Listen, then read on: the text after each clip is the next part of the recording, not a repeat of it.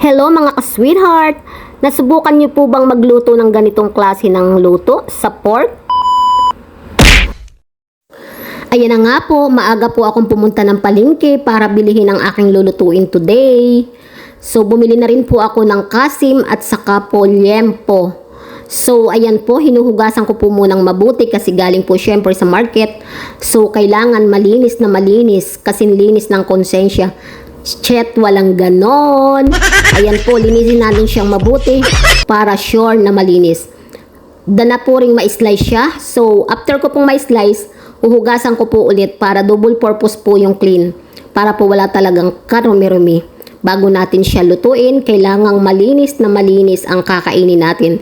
Kaya itinapat ko po siya sa running water para make sure na malinis yung pork. So, yan po, nalinis ko na siya habang piniprepared ko yung pagpapakulo ng itlog ng pugo. So, papakuluan ko po siya ng 3 minutes. Kasi, kailangan daw po hindi ma-overcook yung itlog para hindi madikit. So, after po nun, magpiprepared naman po ako ng mga ingredient. Naghiwa po ako ng maraming garlic. Kailangan po kasi maraming ricado para masarap. So, nag-slice na rin po ako ng sibuyas.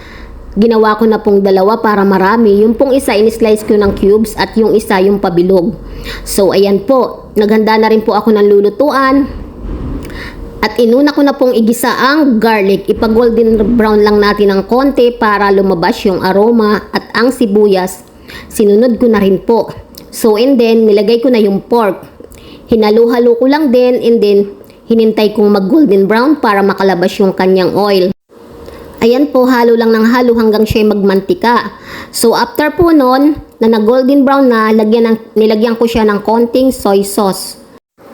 And then, nag-add na rin po ako ng oyster sauce. So, ayan po, i-mix-mix. I-mix ko lang po siyang mabuti.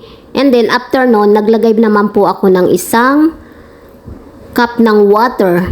Ayan po, kasi kailangan natin siyang palambutin. So, after nun, nilagay ko po ulit ang isang pork cubes. So, kailangan pong haluin para mabalance yung lasa. And then, cover. So, check. Ayan, nakikita naman ninyo na medyo malapot na.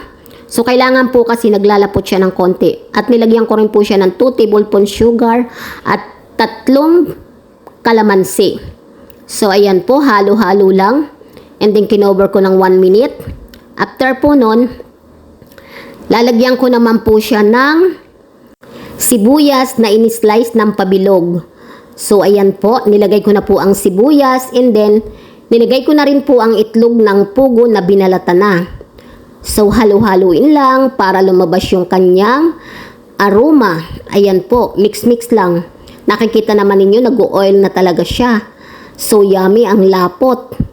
And then, nagmi-melt. So, after po nun, so, let's eat mga ka-sweetheart.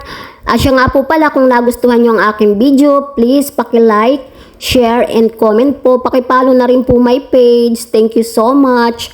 We love you.